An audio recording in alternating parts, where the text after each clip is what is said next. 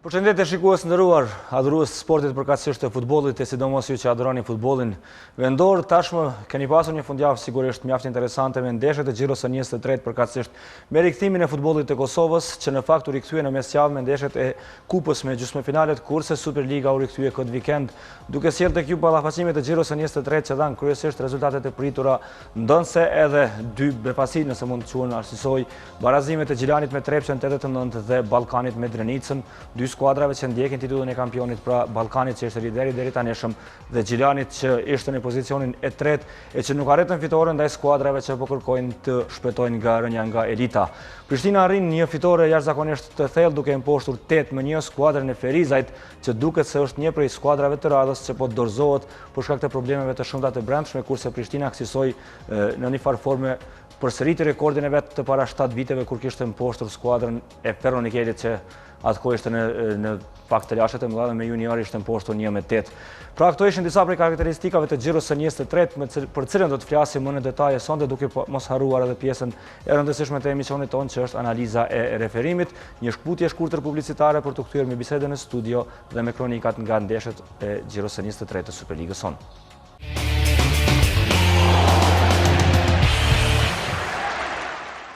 Jemi kthyer sërish në studio, do të shohim fillimisht rezultatet e Xhiros së 23 dhe më pastaj edhe renditjen e skuadrave në tabelë pas rifillimit të kampionatit, pas më shumë afër 3 muajsh pauze.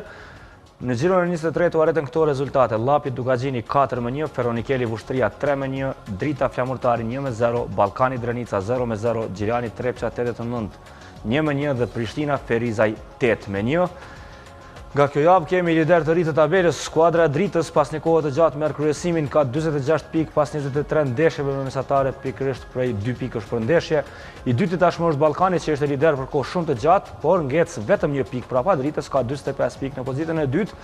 E treta është Prishtina me 42, kurse Gjilani pas barazimit tashmë është në vendin e katërt me 40. Fakt Prishtina ka 44 pikë, kurse Gjilani ka 42.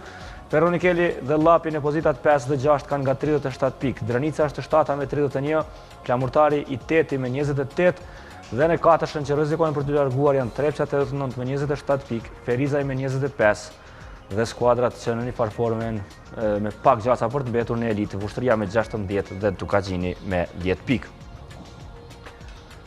Për diskutuar për Xhiron e 23, si zakonisht me ne në studio është analisti ynë Besnik Kollari. Përshëndetje Besnik. Përshëndetje Bajra. Me ne sonte është edhe Ilir Berisha, futbollisti Ferronikelit, i rikthyer në futbollin e Kosovës pas një periudhe vërtet të gjatë, kryesisht ishte në Suedi, pak edhe në Shqipëri. Përshëndetje Ilir. Përshëndetje. Me ne sonte është edhe kapiteni i skuadrës lidere në tabelë Dritës, Ardian Limani. Përshëndetje Ardi. Dhe një prej futbollistëve më në formë në këtë edicion që në fakt e ndan renditjen e golashenuesve bashkë me Blend Baftiun, Arb Manaj i Trepçës 89. Përshëndetje Arb, mirë se erdhe. Përshëndetje, faleminderit për ftesën. Ashtu siç e thamë edhe në hyrje, pjesë e rëndësishme e emisionit tonë mbetet analiza e referimit. Me ne sonte në analizë për çështjet e referimit është Ismail Kasumi. Përshëndetje zoti Kasumi. Përshëndetje. Besnik, 2 ndeshje në mesjavë të kupës dhe këto ndeshje të Superligës pas një pauze pothuajse afërsisht 3 muajsh. Cili është ritmi? A ka dalluar diçka kjo pauze gjatë? A ka lënë ngecjen në futbollin e Kosovës si u pasqyruan këto ndeshje? Po fillimisht Bajram, unë kisha më bënë një analizë më sipërfaqësore. E shohim që te renditja në tabelë e skuadrave kemi ndryshim te krijoja e tabelës. Po para se të flasim për ndeshjet, po më intereson një lloj pasqyrje e përgjithshme e formës që e kanë treguar skuadrat.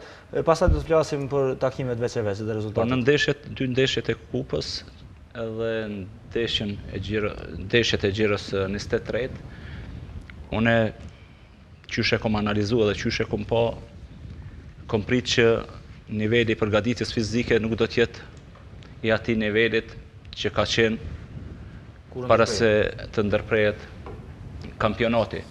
Është gjë normale, disa skuadra shihet që janë më mirë përgatitur fizikisht, ndërsa disa skuadra tjera në nivel më të lartë përgatitjes fizike.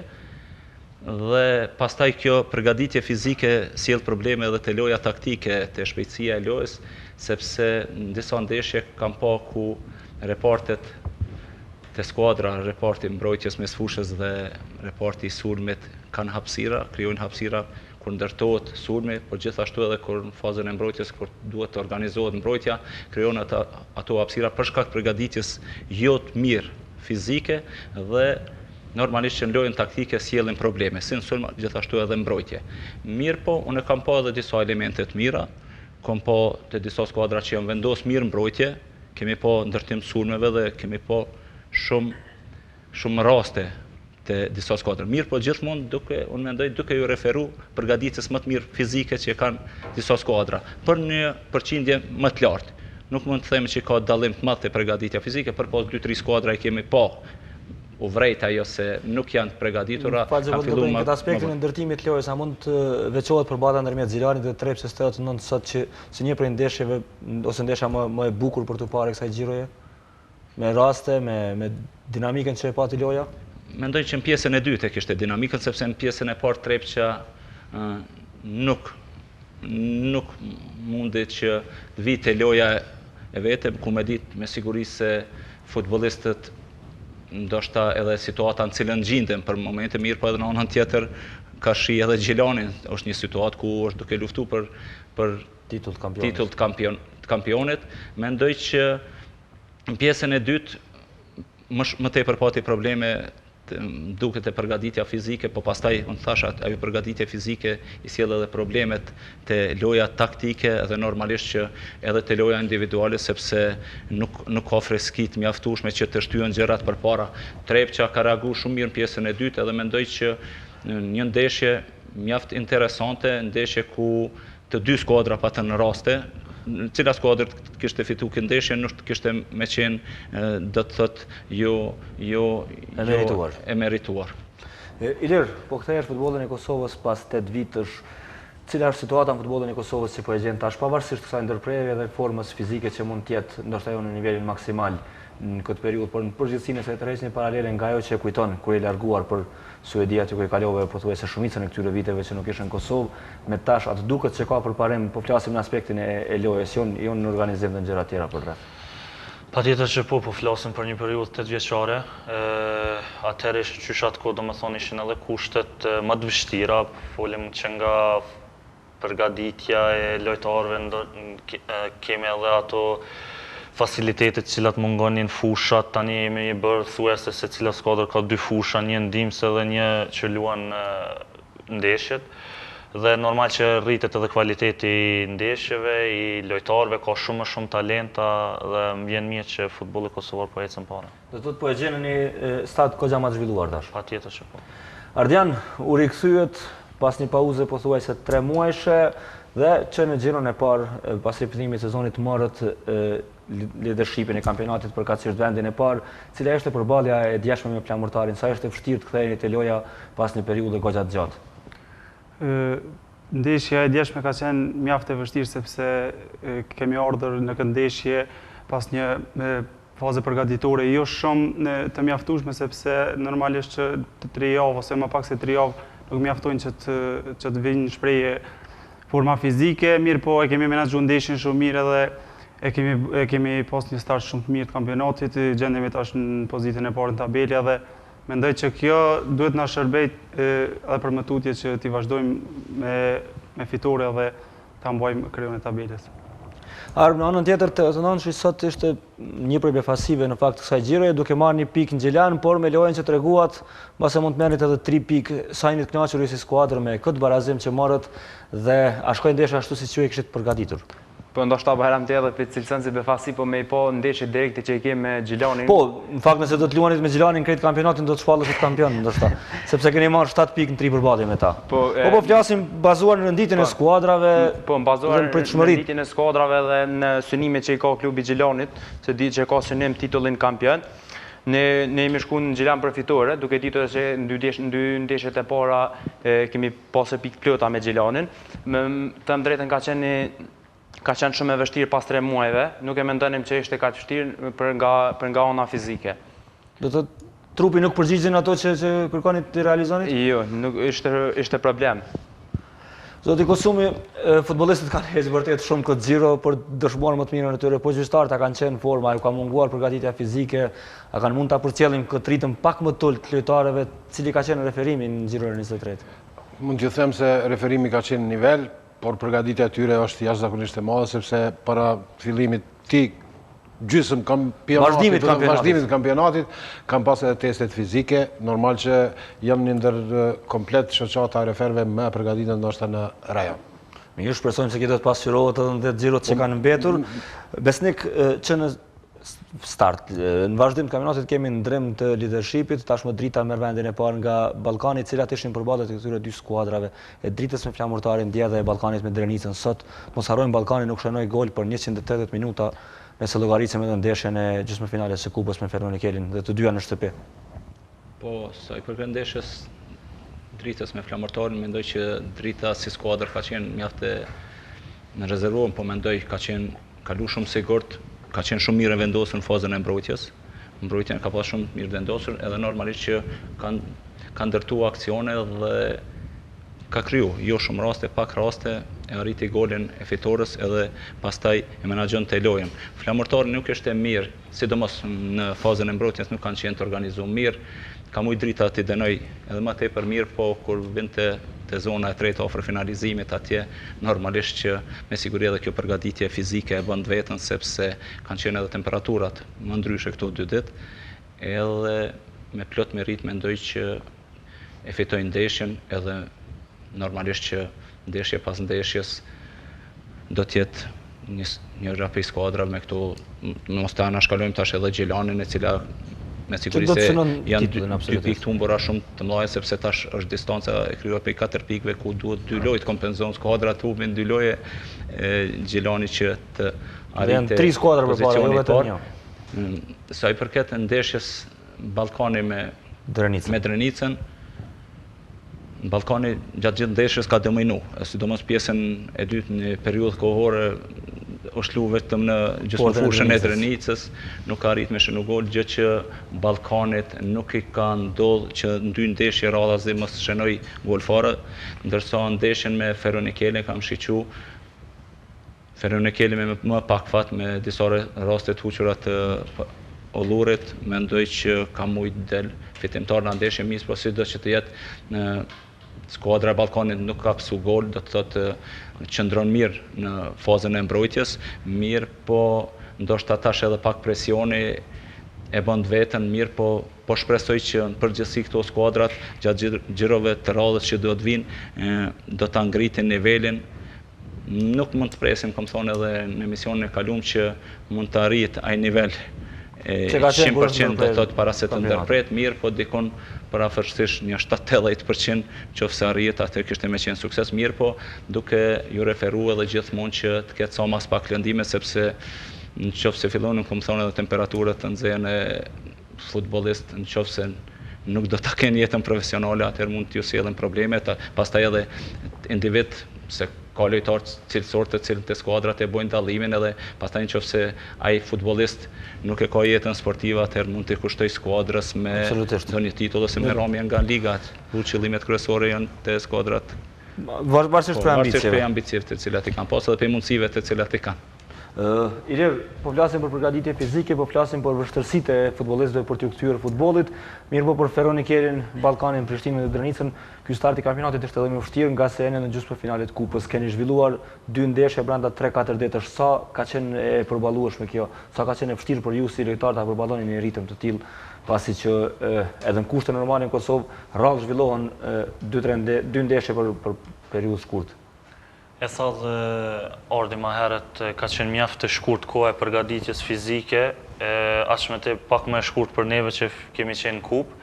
Mirë po jemi mundu të bëjmë më të mirën, ka qenë e domosdoshme special ajo pjesa që kemi ushur në për shtëpi, ta mbajmë formën fizike sa do pak që kur të kthehemi që mos të fillojmë nga zero. Ke shumë rrjete sociale, goxha aktiv ke qenë.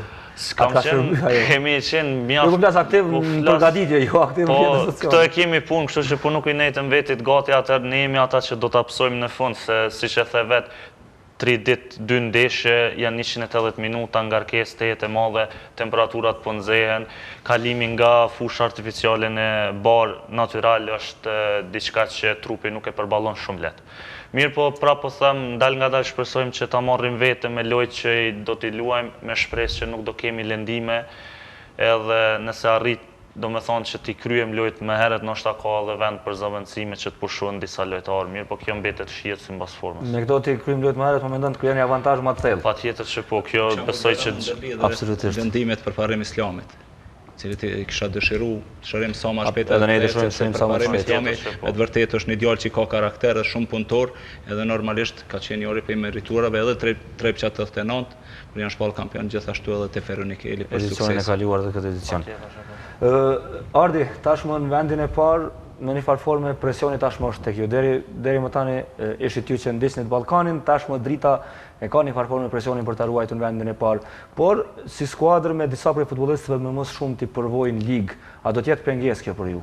Pas parasysh që keni lojtarë si Liridon Leci, Gjevdet Shabani, Zaire Emini, që janë ti pastaj që ke dalë kampion edhe me dritën edhe me Feronikelin më herët, Faton Maljoku, lojtar me goxha përvojë, ky presioni që ndjekin skuadra tjera, a mund të ndikojë te ju negativisht? Po presioni nuk po largohet. Fidan Gërbeshin, mos ta harrojmë, është në mesin atyre që kanë shumë përvojë. Presioni nuk po largohet, si prej pozitës dytë, si prej pozitës parë, nuk do të largohet edhe deri në fund sigurisht sepse do të që është njëjtë si me qenë i parë, si me qenë ndjekës nga pozita e dytë, presioni është. Në studion tash presion, kështu që mendoj që kemi skuadrën më me përvojë në Superligë dhe do të arrijmë ta menaxhojmë sepse ndonjëherë dikush e përqesh moshën e vjetër të ndonjë ekip, por vje puna nganjëherë që të kryejmë punë sepse përvoja në disa raste është domosdoshme. Këtë aspekt jemi shumë mirë sepse edhe kemi lojtarë jo vetëm me përvojë, por edhe lojtarë që kanë qenë shumë fesh kampionë për skuadrat e tyre përkatëse, kështu që jemi ndoshta një avantazh të vogël edhe pse nuk do të luajë ndonjë rol shumë të madh në vazhdimin e kampionatit. Mirë, po kjo mosha mund të jetë pengesë në aspektin fizik, sepse mund të ndihet pak më shumë lodhja. Po rizigjerimi i herët që faza përgatitore ka qenë më e shkurtë. Patjetër që është ndoshta një pengesë e vogël sepse rizigjerimi te lojtarët me moshë vjen më ngadalë, mirë po edhe vendimi i federatës dhe UEFA-s që i ka bë zgjidhje për neve për 5 ndërrime tash ka qenë shumë i mirëpritër sepse do të menaxhohet më mirë edhe nga trajneri edhe nga vetë lojtarët sepse është ngarkesë e madhe që të zhvillohen një ndeshje për periudhë kaq shkurtër. Besnik, këto 5 ndrimet apo japim freski lojës apo po ja humbim pak cilëtetin sepse po i vi rasti të luajnë numër pak më të madh lojtarëve që ndoshta për ka cilëteti kanë dallim prej atyre që janë pjesën e 11-shës bazë. Po shiqo, gjatë kësaj situate tash me këtë përgatitje fizike që janë, unë mendoj që sjellin freski. Po të kishte me qenë normale, do të thotë përgatitja fizike mjaftueshme, koha e duhur mjaftueshme ose që ka qenë gjatë dimrit kur kanë filluar të përgatiten edhe normalisht një kampionat normal, atëherë me siguri te disa skuadra kish sjell probleme sepse nuk kanë kontingjent lojtarë. Ndërsa disa skuadra që kanë kontingjent lojtarëve, atëherë mendoj që sjellin freski sepse nuk mund me kon dallimi i madh te ata lojtarë kvalitativ, po mendoj cilësi. Sepse po i bie pothuajse 50% e ekipit të zaventohet. Po normalisht. Mirë, po në këtë gjendje unë mendoj që sjell freski.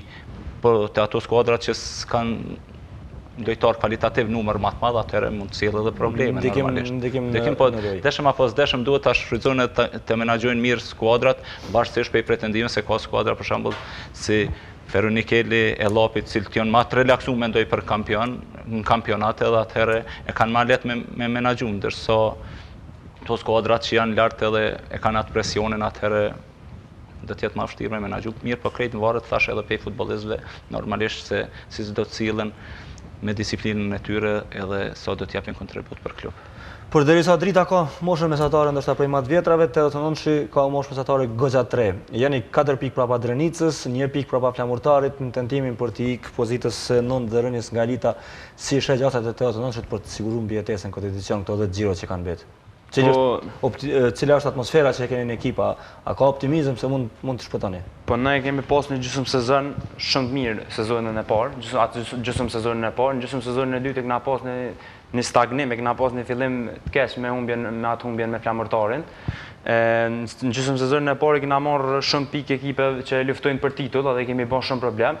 Ku dihet që na në Mitrovice e kemi atë lojën tonë që qarkulloni topin goxha shumë. Qarkullojmë topin shumë mirë. Unë mendoj që në fund do t'ja dalim sepse kemi një ekip mjaft të ri edhe tani lun shumë rol përgatitja fizike. Ne rikuperohemi si sa ardhi lojtarët e vjetër kanë problem të rikuperohen, ne lojtarët të rikuperohen më mirë. Kështu që mendoj që Trepça 89 në fund do të mbijetoj, sepse është edhe një ekip i madh dhe nuk e meriton rënien nga liga. Nëse flasim për këtë aspektin e rikuperimit, pjesa kryesore e futbollistëve të Ballkanit, ata ku bazohet loja janë goxha lojtarë të rinë mosh. A është keni lloj avantazhi për Ballkanin xhirot në VM kur të vjen më shumë shprehje lodha fizike e lojtarëve?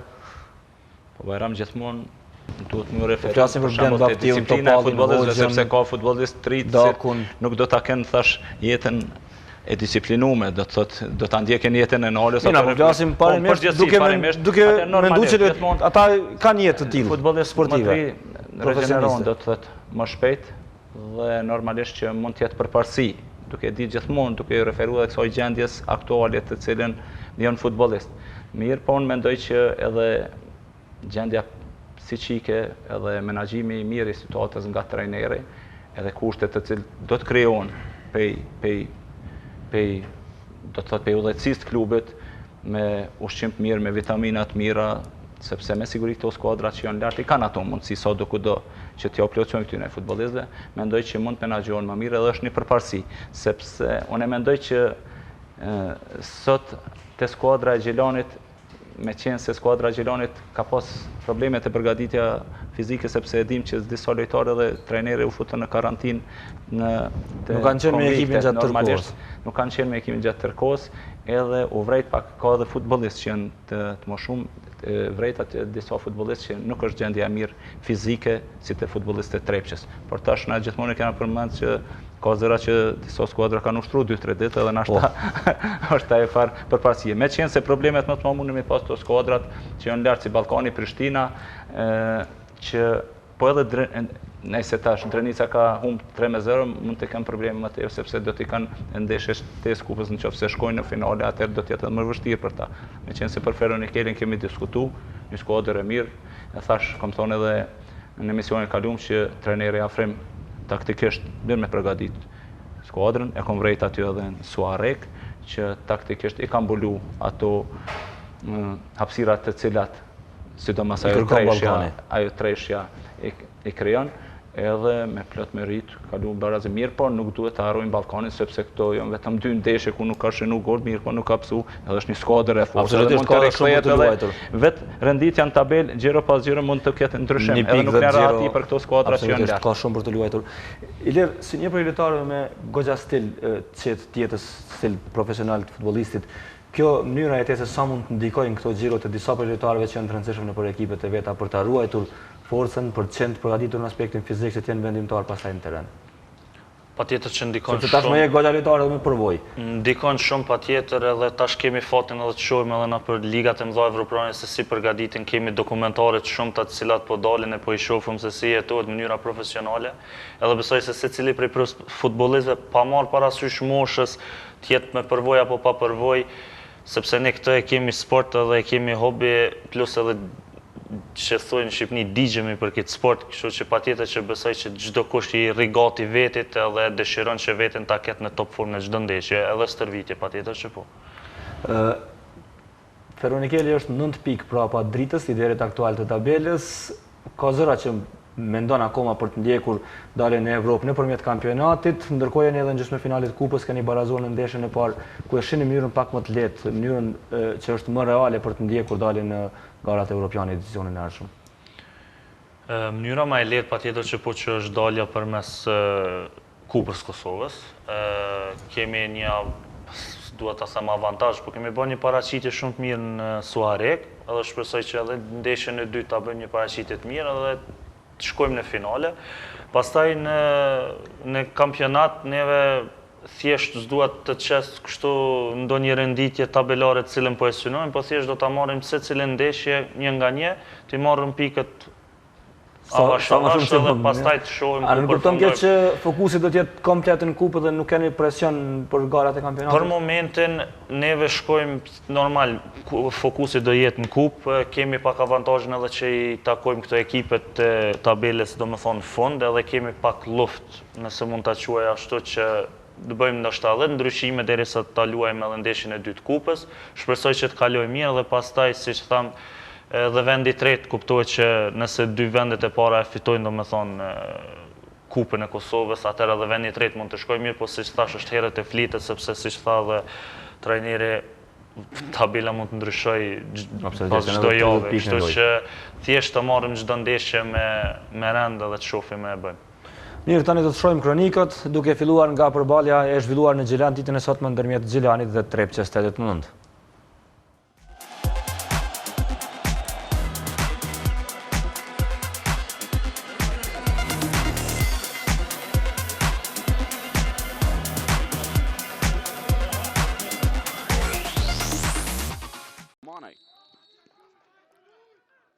Gjilani barazoi me Trepçën 89 për të humbur edhe një rast për të qenë sa më afër pozitës së parë në tabelë, ndërsa Mitrovicasit morën një pikë të vlefshme për të ikur zonës së rrezikshme. Minatorët ishin të parët që dolën në rast, në minutën e 3 Manaj sprovoi Haxhi Hamzën e sigurt. Kapiteni i vendës Ylber Kasrati në minutën 24 gjuajti mbi port. Goditjen nga largësia provoi Jashari në minutën e 38, topi shkoi mbi port. Gjilani kaloi në përsinë në minutën 40, fiton Hajdari shënoi nga penaltia, 1-0. Në minutën e 50 Veliu ishte i pafat nga gjujtja lirë godet shtyllën. Mitrovicasit barazuan rezultatin në minutën e 55, Manaj tundër jetën e portës kundërshtare, 1-1. Arb Manaj në minutën 62 gati sa nuk shënoi edhe golin e dytë, këtëherë intervenoi me shumë sukses portieri Haxhi Hamza. Futbollisti më i disponuar për lojë Manaj në minutën 77 rrezikoi edhe një herë Haxhi Hamzën, i cili ishte në vend. Me rezultatin 1-1 përfundoi dueli Gjilani Trepça 89.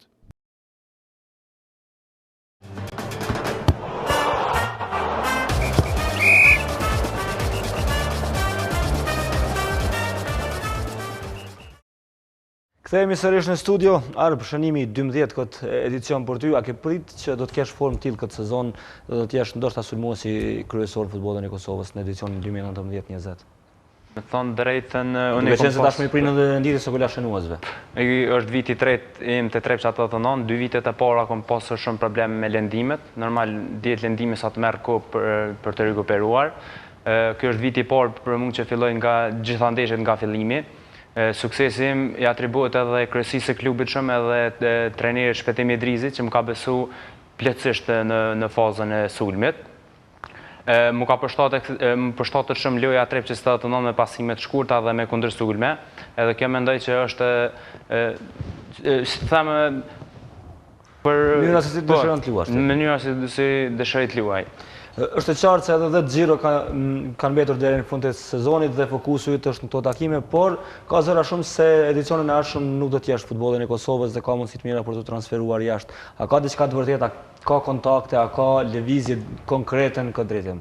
Po, ka pasur oferta në drejtim tem edhe në drejtim të klubit, por të drejtën e jam i koncentruar në objektivat e klubit dhe kur të kryet sezona, pastaj do të ulem në kryesinë e klubit dhe do të bisedojmë rreth ardhmës time. Mirë, me që diskutuam edhe më herët për ndeshjen ndërmjet Gjilanit dhe 89-shit, zoti Kasumi, rastet kontestuese nga ky takim, ka një penalti të akorduar për Gjilanin. Ken 3 raste. 3 raste. Gjyqtari kryesor është Gramos Shralja, asistent Zeqiri Sekiraqa, gjyqtari 4 është Halilaj. Nëse është e mundshme të shohim edhe një herë këtë rast. Rasti i parë është penalti, cilën nëse mundemi me ndal. Sigurisht ka edhe replay. Replay, po nëse mund edhe me afru me zoom. Besoj se do të kemi edhe xhirim prej këndit tjetër. Ka kushiet më. Bazë informatave të personave zyrtar që kanë qenë edhe atje dhe atë që kam shikuar deri tash ka një kontakt lehtë me dorë, edhe pse lojtari kundërshtar afër tina. Kto shihet më mirë? Shifet që lojtari i Trepçës i pari është që ka luajtur, se shumë raste kanë menduar që lojtari i Gjilanit ka luajtur me dorë, po topin me dorë fillimisht e ka prek lojtari i Trepçës. Megjithatë ai po duket se po tenton me e largu dorën. Po e ka dorën e hapur, nuk e ka. Dorën e ka pak të hapur, ndoshta është pak një penalti e lehtë, por prapse preferi ka largu dorën prej topit, jo me lutje. E ka pas hapur pe dorë, ka pa, nuk është dorë natyrale, është pak e hapur dora, por prapse referi ka qenë afër dhe do t'i besojmë atij që do të si e konsideron ti, është vendimi i drejtë apo unë mendoj që është vendimi i drejtë. Vendimi i drejtë. Mirë, të shohim rastin tjetër. Arba, ke ti ndonjë koment për këtë rast?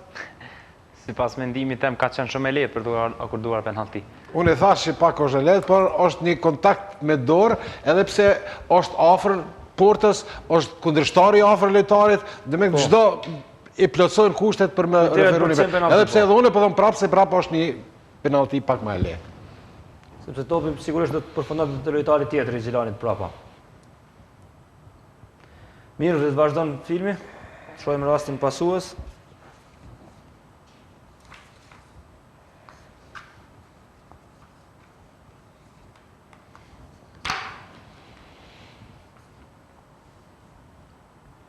Rasti i dytë është Kërkon penalti, po në bazë të asaj që nëse mundi me avyt, nëse afrojmë pak me zonë, thumë se lojtari ka hapë dorën, por nuk e ka prek kundërshtarin. Kërkohet penalti për shtyerje këtu në këtë situatë. Po nuk e ka prek absolutisht. Nuk është penalti sepse nuk e ka prek. Ka qenë edhe larg tina, larg lojtarit. Mirë. Edhe këtu e shohim ndonjëherë këtë rast. Është edhe rasti i tretë veç për hir të korekcisë dhe disa gjyqtarëve që është rregull që thot prit, shiko dhe vepro. Për pozicionin ashtë pozicioni ka qenë në pozitë jashtëloje, po çka nëse e kish pranuar lojtari i dytë i cili vjen pe planit dytë, absolutikisht që s'është. Do të flamuri më herët, ha? Është do të thotë që asistenti është duft me prit pak, me shikuar se kush miri. Pasimin, ngritja flamurit për herë dhe lojtari tjetër lojtari i cili vjen pe planit e dytë nëse pranon topin. Edhe pse në këtë rast është vendimi i drejtë, sepse ai që ka qenë vendimi i drejtë se ka luajtur lojtari i cili ka qenë përpara ka qenë në pozitë jashtëloje. Vendimi i drejtë, por prapë po them se është një rregull i re e cili thotë shiko dhe pastaj vepro. Dhe vepra. Mirë, do të shohim tani kronikën nga përballja e zhvilluar në Tiranë, barazimi pa gola ndërmjet skuadrës së Ballkanit dhe Drenicës.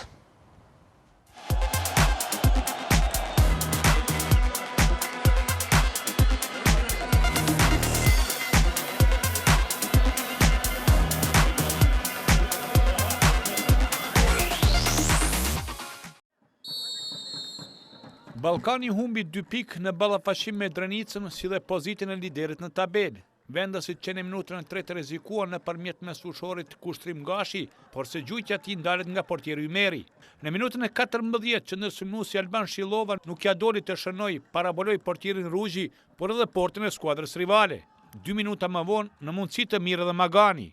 Ballkani vrullshëm e nisi pjesën e dytë, fillimisht në minutën e 56 Jetmir Topalli gjuajti nga distanca mbi portë, ndërsa në minutën e 63 Blendi baftiu pranë portës. Në 10 minutët e fundit, Ballkani me të gjitha forcat në kërkim të golit e fitores. Blendi baftiu në minutën 80 gjuajti, por pret portieri Ymeri. 4 minuta më vonë, baftiu këtëherë qelloi horizontalin e portës mysafire. Ballkani nuk ja doli të shënoi golin e fitores, ndërsa Drenica importoi një pikë shumë të vlefshme.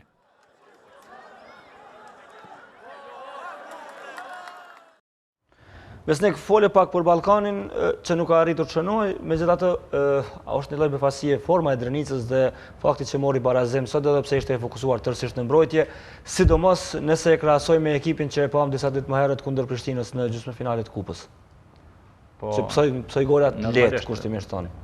Rezultati është krejt ndryshe, mirë, po mendoj që pjesa e parë ka qenë te Drenica në ndeshjen me Prishtinën nuk ka qenë fare e mirë, ndërsa pjesën e dytë Drenica reagoi, me qenë se Prishtina pati raste edhe në pjesën e dytë, mirë po Drenica reagoi ndryshe, po ta shënon të atë golin minutën e 88, 2 me një rezultat, kishte me qenë krejt ndryshe në lojën e dytë për kupë.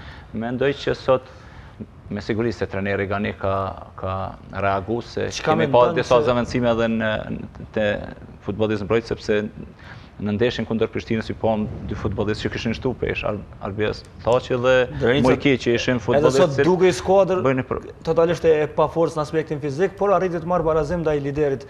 Çka nuk kupton që mendon që ndikoi që Drenica të mos psonte gol në këtë takim.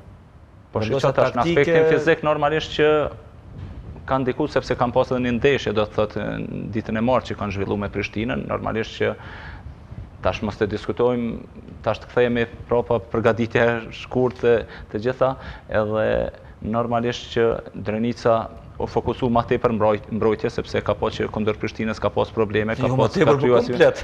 Po normalisht, po them ma tepër shumë, edhe edhe fati në disa situata normalisht që ka pështu Drenicën, me qenë se Drenica ka mund 2 herë spaku, 2 herë që ta denoj Ballkanin, normalisht po them edhe fati, edhe normalisht që angazhimi më i madh, me qenë se u vrejke lodhja te 2 skuadrat u vrejke lodhja, me qenë se Ballkani ishte më i mirë po mendoj që edhe fati edhe një organizim ndryshe, me siguri ka reagu trajneri Gani, ka po se problemet ku ju kanë shfaq kundra një Prishtinë e cila po mendoj që këto 2 gjëra është duke tregu futboll mjaft cilësor mirë, po unë gjithmonë them që duhet të shohim skuadrat kur takon mes vetë këto skuadrat e forta edhe realisht. Drenica me 4 pikë më shumë se 89-shi, që është në pozitën që dërgon ligën e parë, dhe 3 pikë më shumë se Flamurtari që është po ashtu në luftë për të ikur mbjetesës ku e shet Drenicën në këtë mes. A është skuadra më e favorizuar prej këtyre 3 skuadrave që po kërkojnë të ikin atij vendi të nëntë? Po tash nëse shiqojmë bazuar edhe në cilësinë e futbollistëve edhe ditën tabel. Cilësinë e futbollistëve mendoj që janë aty përafërsisht, mendoj Trepça ndoshta ka një skuadër e cila është më sulmuese, te Flamurtari poshtë problemet në fazën e mbrojtjes në ndeshjen kundër Dritës, nuk ishin me të vërtet fare të organizuar në fazën e mbrojtjes, duke e ditë se sa rëndësishme janë ato pikë, edhe normalisht që në fazën e sulmit nuk ishin të qartë, nuk erdhën situata që ta rrezikojnë skuadrën e Dritës, do thot portën e Dritës.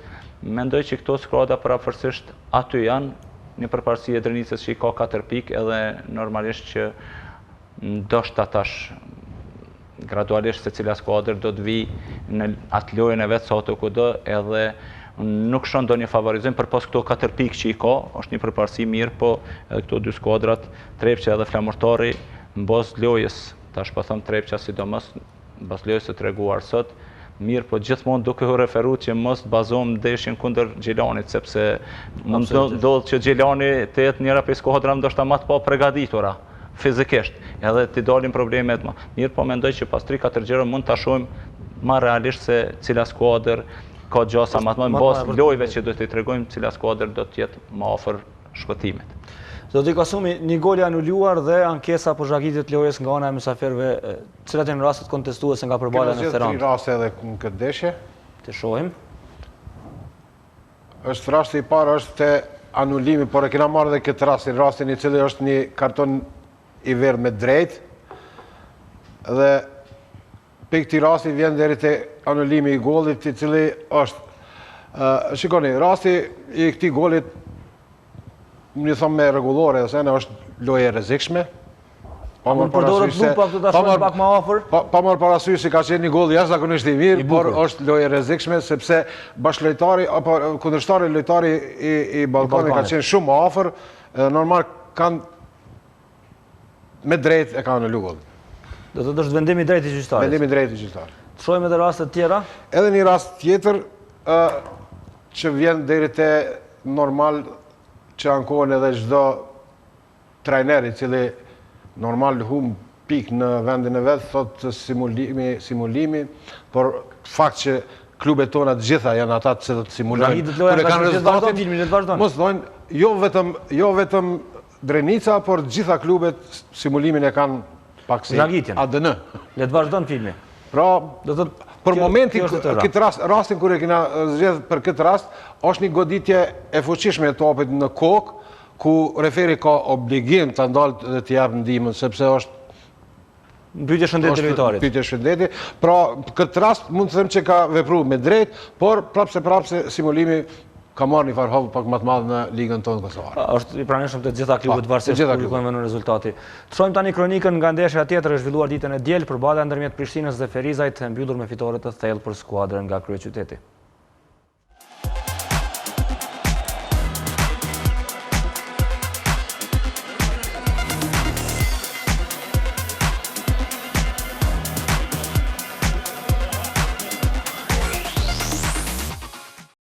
Prishtina ka arritur njërën prej fitoreve të saj më të thella që prej pavarësimit të futbollit ton, duke mposhtur dukshëm më lehtë se sa që pritej Ferizajin me rezultat 8-1. Në fakt edhe para ndeshjes dijej për dallimin e madh ndërmjet ekipeve, por ky dallim u rret edhe më shumë duke pas parasysh situatën aktuale të Ferizaj dhe mungesat e mëdha për takimin e sotëm. Në këtë formë, Prishtina herët paralajmëroi se përveç 3 pikëve synon të dominojë takimin dhe të përmirësojë golaverazhin. Kryeqytetasit kaluan në avantazh në minutën e 10, kur Meriton Korenica shënoi për 1-0. Befasisht Ferizaj barazoi në minutën e 17 pas një gabimi të repartit defanziv të Prishtinës. Altin Ibrahimi shënoi për 1-1. Mirë po pa përfunduar pjesa e parë, Prishtina u kthye në avantazh duke shënuar nëpërmjet Ahmed Januzit në minutën e 30 për rezultatin 2-1. Pjesa e parë u mbyll me këtë rezultat, kurse në periudhën e dytë të lojës, Prishtina shënoi 6 herë për ta demoluar në tërësi kundërshtarin e vet. Me të filluar kjo pjesë lojë, përkatësisht në minutën e 47, Diar Miftara e shënoi me kokë për 3-1. Pa kaluar një minutë plot, vendasit shënuan sërish. Meriton Korenica realizoi për 4-1. Në minutën e 58, Korenica kompletoi hetrikun e tij duke shënuar për 5-1. Më pas në minutën e 64, për Prishtinën u akordua një penallti, të cilën në gol e ktheu Endrit Krasniqi, që shënoi për rezultatin 6-1. 4 minuta më vonë, pjesë e listës së goleshënuesve u bë edhe Otto Gjon që realizoi për 7-1. Kurse serinë e jashtëzakonshme të shënimeve për Prishtinën e përmbylli Kreshnik Uka që në minutën e 78 kompletoi rezultatin 8-1, me të cilin edhe përfundoi takimi.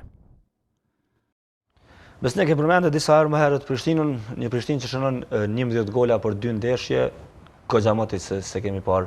Çfarë ka ndryshuar te Prishtina në këtë rifillim të kampionatit? Po duket goxha më në formë edhe pse ka luajtur me Drenicën që ishte me përgatitje fizike prapa dhe me Ferizajn që është totalisht i çorientuar, nëse mund të themi ashtu, këtë pjesë të kampionatit. Po, nëse referohem tash këtyre dy lojëve, meqenëse se Drenica sot i sjellë probleme Ballkanit.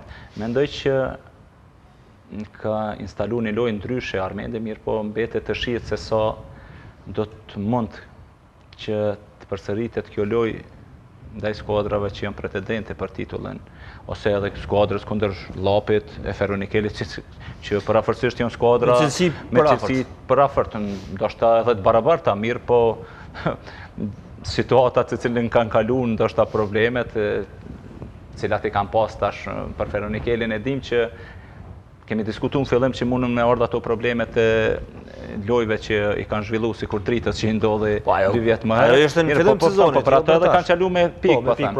Problem. E për ato po them që janë skuadra parafarsisht me cilësi të njëjtë. Po çka kanë pa tjetër te Prishtina, shoh që ndërtimi i lojës është shumë i mirë edhe futbollist sulmues si Januzi, Korenica, sidomos Januzi nga fillësia vjen shumë te topat kthyse dhe pastaj aty bëhen ato kombinimet të cilët i ndërtojnë lojën nga krah ose e futin topin thellësi te futbollist që luajnë mbrojtës të krahut.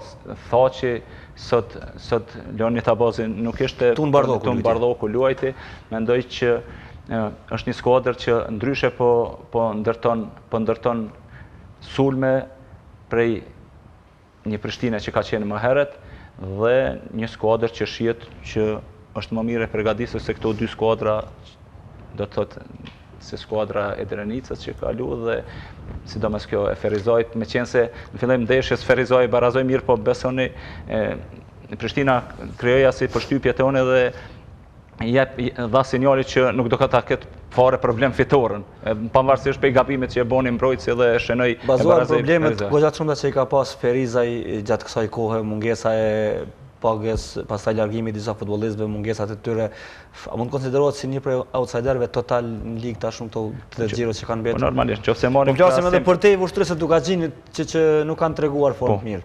Normalisht, nëse marrim krahasim me ndeshjet që ka zhvilluar Drenica, Flamërtari dhe Trepsha, do të thotë në këtë xhiro edhe bëjmë në krahasim me Ferizajin, atëherë mendoj që është outsider me këto skuadra. Ato që kemi pas sot, edhe problemet të cilat janë nuk vijnë, do të thotë kjo lojë dhe ky rezultat i thellë nuk ka ardhur rastësisht.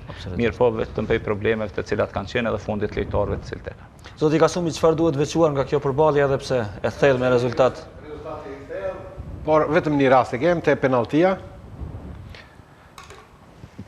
Penallti pa diskutim.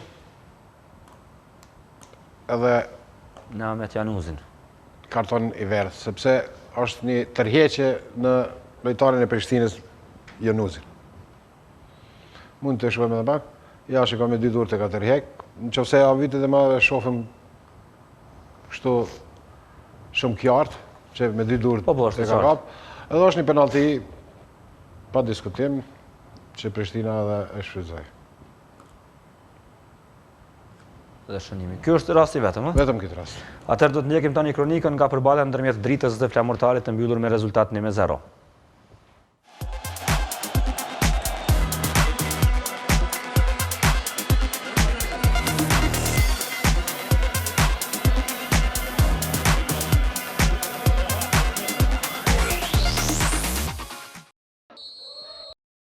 Drita mposhti Flamurtari me rezultat 1-0 në duelin e vështirë të Gjirës së 23 të elitës sonë të futbollit. Taktikës së sprovimit të forcave në teren i dha fund Shabani në minutën 18 me gjuajtjen e tij nga largësia. Ky rast sikur paralajmëroi golin. Drita kaloi në epërsinë në minutën 26 nëpërmjet Astrit Fazliut, i cili konkretizoi asistimin e Xhevdet Shabanit, 1-0 për Dritën. Në pjesën e dytë Flamurtari në mundësi të mirë, në minutën 65 Hasan e gjuajën fuqishëm nga distanca por mbi port. Kundër përgjigjen Nikoqirët në minutën 67, Fazliu brenda zonës nuk gjendet si duhet. Në minutën 81, Fazliu për pak i pasakt në çastin e fundit shpëton portieri Nika. Drita me një gol argëtoi 3 pikë të vlefshme për vazhdimin e kampionatit. Drita Flamurtari 1-0. Ardi, është një lloj përshtypje që Drita nuk bindi shumë e lojë në këtë përballje me Flamurtarin, megjithatë arrit të merrnin 3 pikë pas ndeshjes, trajneri i Flamurtarit tha Drita është lider deri nesër. Nuk doli ashtu të paktën të tjetër për një javë. Se komenton përballjen që e patët me Flamurtarin të shtunën? Unë edhe para ndeshjes kam deklaruar që do të jenë një përballje shumë e vështirë sepse dihet që vim nga një fazë shumë e shkurtër e përgatitjes fizike. Mirë po e kemi menaxhuar mirë tash lojën edhe e kam pasur shumë të vështirë. Flamurtari ka ekip që nuk duhet me nënçmu sepse ka kualitet edhe në gjërat e fundit ka qenë skuadra më në formë ndoshta. Mendoj që këto ndeshje janë nganjëherë më të vështira. Ka shumë dallim për asaj kohe kur ishte në formë sepse 3 muaj nuk u luajt fare. Po patjetër, mirë po ka skuadër të mirë sepse ajo formë pas skuadër të mirë nuk arrihet. Mirë po unë mendoj shumë shpesh që këto skuadrat e kësaj pjesës së poshtme nganjëherë nxjerrin probleme dhe dalin shpesh më të vështira se ndeshjet e vështira sepse ndeshjet e vështira i përgatit shumë më mirë edhe në anën psikologjike edhe në anën fizike, kështu që nuk duhet të nënçmohet asnjë kundërshtar sepse e pam që mund të na sjellë probleme. Në këtë aspekt, javën e ardhshme do të jeni mysafir në 83-89 me që ndërlidhe me skuadrat që janë pjesën e poshtme të tabelës. Çfarë pret Drita nga ajo përballje? E di që synimi është fitoria, por sa është reale të arrihet në synim i tillë? Reale është arrihet synimi sepse në çdo ndeshje kemi kapacitet të dalemi me 3 pikë, mirë po është ndeshje e vështirë dhe kjo nuk ka diskutim sepse gjithmonë terrenin e Trepçës 79 është vështirë të fitohet sepse vendas janë skuadër shumë e fuqishme dhe kjo është dëshmuar edhe në ndeshjen e kaluar kur ata na mposhtën me rezultat 3-1, kështu që e pres prapë një ndeshje shumë të vështirë sepse edhe ata i kanë pikët shumë të nevojshme, ani pse me ambicie të ndryshme do të jetë ndeshje shumë e fortë. Me skuadrat nga qyteti i Gjilanit po ju shkon mirë. Çfarë prisni nga përballja me Dritën? Ne besojmë që të vazhdojmë bilancin pozitiv me skuadrat nga ana më rrava, edhe pse dihet që Drita ka një ekip mjaft cilësor dhe tani kryeson Superligën e Kosovës, ne do të përgatitemi maksimalisht për përballjen ndaj tyre. I dim synimet e tyre, po ne kemi synimet tona që të mbijetojmë në ligë dhe besoj që do të arrijmë fitoren. E di që motivi primar është të merrni pikë për vete për të mbetur në ligën, në Superligë, mirë po fakti që do të luani kundër liderit, a është një lloj motivimi shtesë për të arritur fitoren ndaj atij që është i pari në tabelë? Po siç e tha edhe Ardi, është motiv më i madh sepse edhe përgatitemi më mirë edhe psikologjikisht, por edhe fizikisht, duke e ditur që janë lider. Normal që është një motiv shtesë për neve. Shohim tani përballjen e zhvilluar ditën e shtunë ndërmjet Feronikerit dhe Vushtrisë, fitoren e skuadrës nga qyteti i Drenacit në fakt.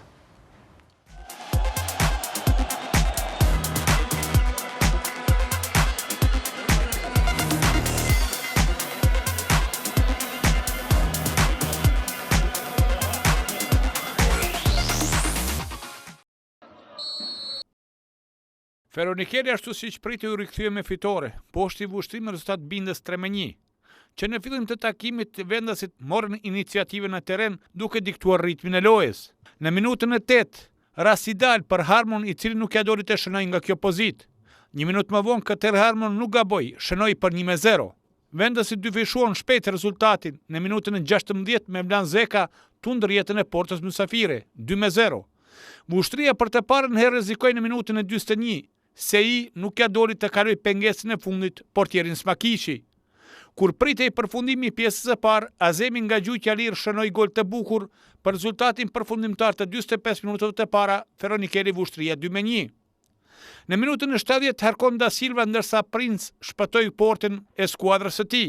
Feronikeli shtoi përsi në 3-1. Lapidar Ladrovci shënoi gol spektakolar, të cilin ja dedikoi bashkëtarit e tij të operuar për parimin Islamit. Në minutën e 74 portieri Smakishi fitoi duelin me Azemin. Feronikeli me plot merit shënoi fitore, ndërsa pas kësaj humbje, Vushtria thellohet edhe më shumë në pjesën e poshtme të tabelës së klasifikimit. Ilir, krijuat avantazh të hershëm me Vushtrinë, 2 gola e përsipër 15-16 minuta, pastaj patët një lloj relaksimi ndoshta ndeshje. Si komenton këtë përballje? S'ka qenë e diskutueshme domethënë fitoria ndaj Vushtrisë, duke shikuar renditjen tabelare dhe formën e Vushtrisë, hyrëm me qasje të plot ndaj kësaj ndeshje, krijuam avantazh siç e the shumë shpejt, pastaj edhe tempoja e kundërshtarit ta imponon edhe tempon e lojës, edhe aty besoj që pak neglizhencë, edhe ata pak para pushimit arritën ta shënojnë golin e parë, do me thonë 2-1, edhe na i vështirësuan pak gjërat, mirë po u futëm pjesë 2 që ta kryem lojëm sa ma shpejt dhe pastaj të kursejmë edhe pak me energji, mirë po patjetër se tha dhe ardhi këto ndeshjet kundër ekipeve që janë në pjesën e poshtme të tabeles dalin nga njerë edhe më të vështira, edhe i prishin ca plane që ekipe do me thonë llogaritin, mirë po patjetër që ne e kryem detyrën tonë edhe ka qenë një fitore merituar. Në Girone 24 të thonin klin, përballeni me skuadrën që është e fundit në tabelë. Në këtë aspektin e përgatitjes psikologjike, a është një sfidë në vete kur luani ndonjë skuadre që praktikisht është rënë nga elita dhe ju nuk keni shumë ambicie në Super League? A do të jetë e vështirë gjeni motivin e duhur për të dhënë maksimumin? Këto ndeshje patjetër që janë ato që janë është që themi thik me dyteja, patjetër që është puna e trajnerit që të mobilizohen gjithë lojtarët që të merret ndeshja seriozisht. Edhe në këtë aspekt besoj që gjithë ne jemi të përgatitur në anën mentale që ta marrim ndeshjen me seriozitet edhe të mbarojmë punën siç duhet. Kemi një trajner, Afrim Tovelani, i cili ka përvojë domethënë këtë aspekt edhe besoj që do ta përgatisë ndeshjen në mënyrë më të mirë të mundshme. Besnik, pas shumë ndryshimeve në shtab teknik, ndrimeve shumë të mëdha të lojtarëve, Feroniki tash po duket se ka gjetur një lloj stabiliteti me Afrim Toverlanin dhe me këtë skuadër. Iliri tha që synimi primar do të jetë në kupë. Ku e shef Feronikelin në konkurrencë të kupës? Përballemi me Ballkanin gjysmë finale, e para u mbyll 0-0 dhe pastaj në finale eventuale qoftë ndaj Prishtinës, qoftë ndaj Drenicës. Po, kështu. Sa i përket ndeshjes kupës, mendoj që është një rezultat shumë i mirë, po që nuk ka garancë diçka. Dhe sa i përket trajnerit Afrim, me siguri se edhe koha do tregon mirë, po për këto ndeshje sa ka ardhur, do me thonë shihet me njerë një mobilizim ndryshe dhe një reflektim të skuadra, krejt qasje ndryshe, ma serioze të skuadra e Feronikelit, me qenë se ndi vetë ka pas, këto ndrimet e trenerëve me siguri se kanë luhat pak pas shkuarjes të Zekerias, pastaj ardhja e Malazezit dhe pastaj agim Sopit. Sopës mendoj që nuk ka qenë e mirë për skuadrën, mirë, po mendoj që ndeshje pas ndeshjes skuadra edhe me individ mirë, edhe trajneri i cili ka përvojë në këtë ligë, mendoj që Feronikeli do të jetë are fort për çdo skuadër mirë, po mendoj që të gjitha forcat do t'i drejtoj ka... Pikërisht do të lidhem fakti që do të jetë goxha më e fokusuar në kupë, për dallim prej Prishtinës dhe Ballkanit, por edhe Drenicës që është pjesën ku luftohet për të mbetur në ligë, a e favorizon në farfol me Feronikelin, që do të jetë më i përqendruar në ato përballje të kupës.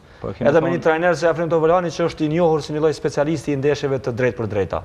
Po normalisht sepse te loja taktike Afrimi thamë edhe më herët që është i përgatitur i një skuadrat, i një edhe po mendoj një edhe futbollistë kundërshtarë dhe normalisht që e ka më lehtë ta përgatit skuadrën.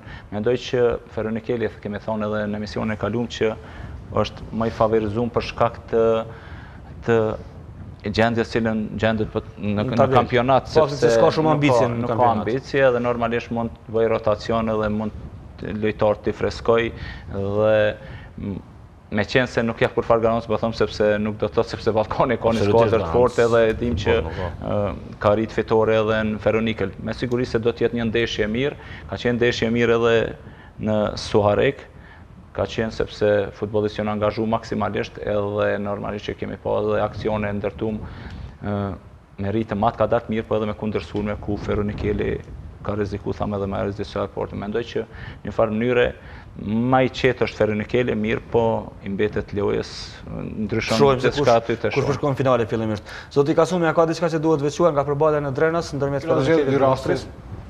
Të shohim. Rasti i parë është te golli, për hir të opinionit sënë që një gol i rregullt. Edhe pse kanë kërku pozitë jashtë loje disa, por shihet që lojtari që ka godit me kokë, ajo është në pozitë të rregullt. Po. Dhe rasti i dytë? Rasti i dytë, është një rast diskutabil për disa që nuk e kanë shiku vetëm nga TV-ja, është rasti kur referohet pozitë jashtë loje, ja tash, edhe momentin që referi thot lojtarit që të kthen topin të ona e djathtë, jo pej aty ku do me ekzekutu, ky ja kthen bashkëlojtarja kap me dorë dhe këta kërkojnë penalti, por ka lajmëru referi ma heret.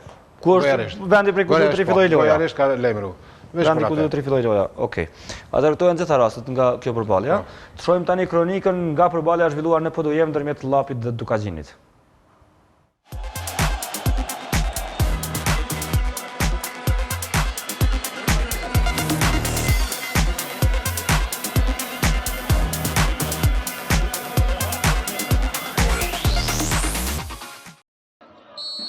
Dukagjini për më së 3 muaj i bëri ballë sulmeve të virusit COVID-19, ndërsa Llapi i rezistoi vetëm 3 minuta.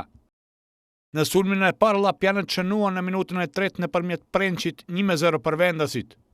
2 minuta më vonë përsëri rasti i mirë, këtë herë Veliu në vend të portës gjuajti jashtë. Mysafirët në mundësinë e parë nuk ja dolën ta barazojnë rezultatin, zhvilloi minuta e 9, dushi ishte i pasakt. Në minutën e 12, Pevçeli nga largësia qelloi shtyllën, dridh portën dhe mbrojtjen rivale. Dukagjini rrezikoi në minutën e 27, mulaj me kokë mbi portë. Pevçeli në këtë periudhë të lojës u angazhua shumë, por nuk ishte fat për të shënuar. Kjo i ndodhi edhe në minutën e 31, kur humb duelin me portierin Muhaxhirin.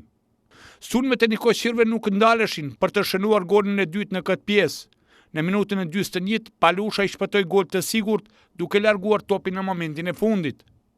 Sikur edhe në fillim të takimit, Llapi shënoi brenda 3 minutave edhe në pjesën e dytë. Realizator Selmani 2-0.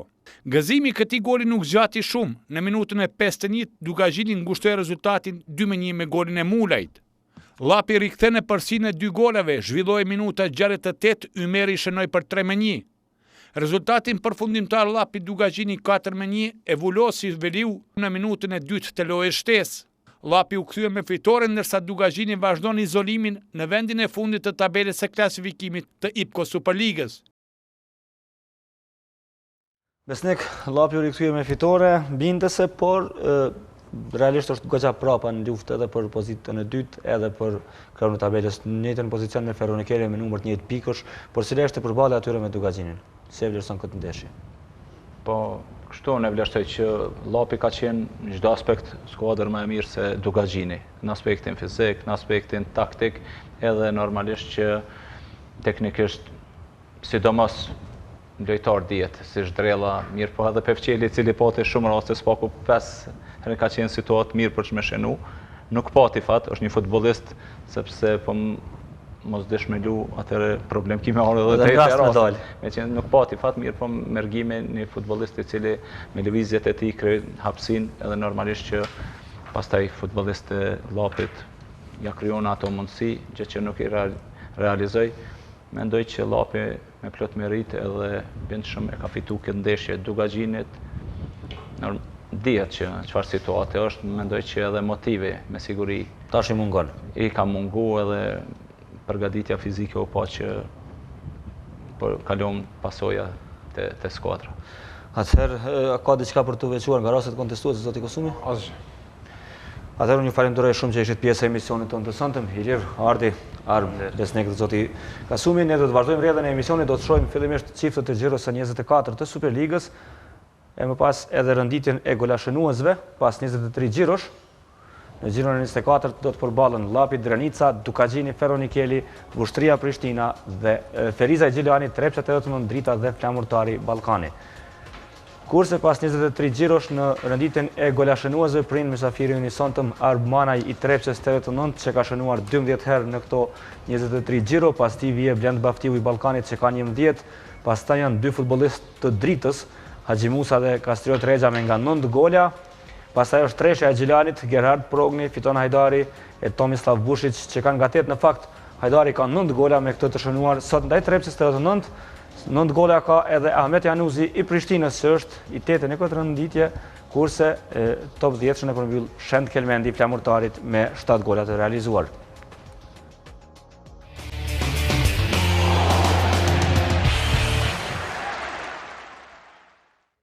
Do të vazhdojmë tani rrjedhën e emisionit me handball. Ditë më parë Federata e Handballit ka vendosur që të vazhdojë garat në Superligën e meshkujve dhe të femrave duke kaluar në play-off, mirë po përderisa tek meshkujt renditja ishte e përcaktuar dhe në bazë të saj dijeshin çiftet e play-offit, tek femrat gjërat ishin pak më të komplikuara nga se 4 skuadra patën numër të njëjtë pikësh dhe Federata vendosi që çiftet e play-offit të përcaktohen nëpërmjet shortit. Ceremonia u zhvillua dje, ne do të ndjekim një kronikë se pasqyron çiftet e play-offit në konkurrencën e femrave në handballin e Kosovës. Në mjedisët e Federatës së Handballit të Kosovës është tërhequr shorti për ndeshjet e gjysmëfinales së play-offit të Superligës së Kosovës në handball për femra. Komesari i garave i FHK-s Istref Sadriu bëri të ditur arsyeën e shortit si dhe palët rivalet të këtij rangu.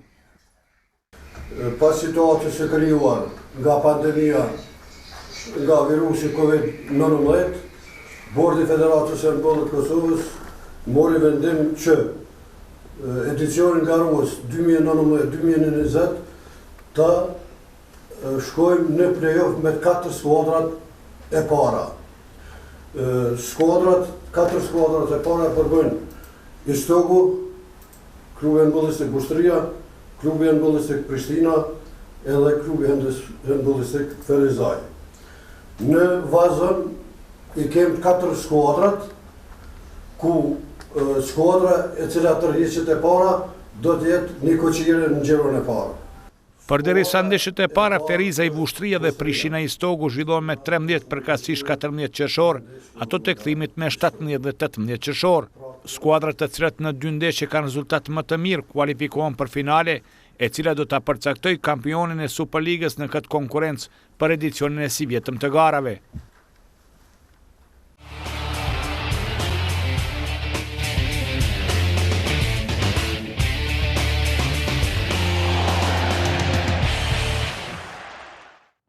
Ditë më parë në ceremoni rasti në kryeqytet, por edhe në qytetet e tjera të Kosovës, u mbollën pemët olimpike në një organizim të Ministrisë për Kulturë, Rini dhe Sport e Komitetit Olimpik të Kosovës. Detajet për këtë aktivitet do t'i ndjekim në kronikën në vijim. Sikur në mbar botën edhe në Kosovë me aktivitetet të shumta është shënuar 5 qershori dita botërore e mjedisit. Sporti dhe sportistët edhe njerë dëshmuan dëshirën për një mjedis të pastërt.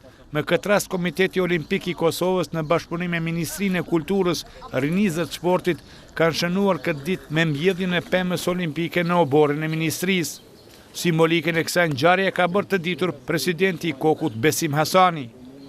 Kjo mbjellje e pemës olimpike ne duam ta dërgojmë mesazhin që të mbjellet në kokun e secilit të ri dhe të re në Prishtinë, secilit qytetar të Prishtinës, që të mbillet pra ajo fara e përkujdesjes për mbrojtjen e mjedisit dhe ambientit. Për qëllimin dhe rëndësinë e këtij aktiviteti foli dhe Ministria e Kulturës, Rinisë dhe Sportit Vlora Dumoshi. Nuk do të kemi sport të shëndetshëm nëse nuk e kemi një mjedis të pastër. Ky mesazh është shumë i mirë, jo çdo sportisti, po çdo qytetari që të mbjellim sa më shumë pemë dhe ta fisnikrojnë natyrën tonë.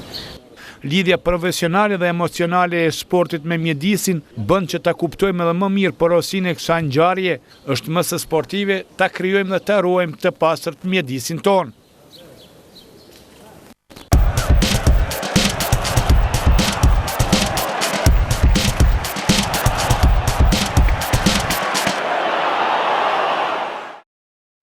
Përderisa në shumicën e vendeve evropiane tashmë janë duke u bërë përgatitjet e klubeve për vazhdimin e kampionatit, në Gjermani kampionati tashmë është në një fazë mjaft interesante dhe po i afrohet përfundimit të vet, duke u qartësuar pothuajse çdo xhiro e më shumë të gjitha dilemat, sidomos sa i përket titullit të kampionit, nga se është e qartë që Bayern Muniu do të jetë kampion, ndonse akoma ka edhe disa xhiro për të luajtur. Do të shohim rezultatet e xhiros së 30, Freiburg Borussia Mönchengladbach 1-0, Eintracht Frankfurt Mainz 0-2, Fortuna Düsseldorf Hoffenheim 2-2, Bayer Leverkusen Bayern Munich 2-4, Rasenball Leipzig Paderborn 1-1, Borussia Dortmund Hertha Berlin 1-0, Werder Bremen Wolfsburg 0-1, Union Berlin Schalke 1-1 dhe Augsburg Köln 1-1. Për Werderin e Bremenit në ndeshjen e sotme nuk luajti futbollisti kombëtarës së Kosovës Milat Rashica për shkak të lëndimit në ndeshjet paraprake. Bayern Muniu pra ka 70 pikë, ka 7 më shumë se Borussia Dortmundit që është në vendin e dytë me 63 pikë, pastaj i treti është Leipzigu me 59, Borussia Mönchengladbach ka 56 në vendin e katërt. E kështu me radhë interesante është lufta për të ikur rënjes nga elita, Paderborni me shumë pak gjasa për të mbetur në Bundesliga me vetëm 20 pikë. Werder Bremeni në vendin e 17 ka 25 pikë, 3 më pak se Fortuna Düsseldorf që ka 28 pikë dhe pozita e 16 jep mundësi skuadrës për të shpëtuar nëpërmjet play-outit, pra ajo pozitë aktualisht mbahet nga Fortuna Düsseldorfit, skuadra e Valon Berishës, mbi të është Mainzi me 31 pikë, pastaj Union Berlini me 32 sa ka edhe Augsburg. Shikues nderuar, ne ju falenderojmë për vëmendjen dhe ju lëmë në shoqëri me programet në VM të televizionit 21.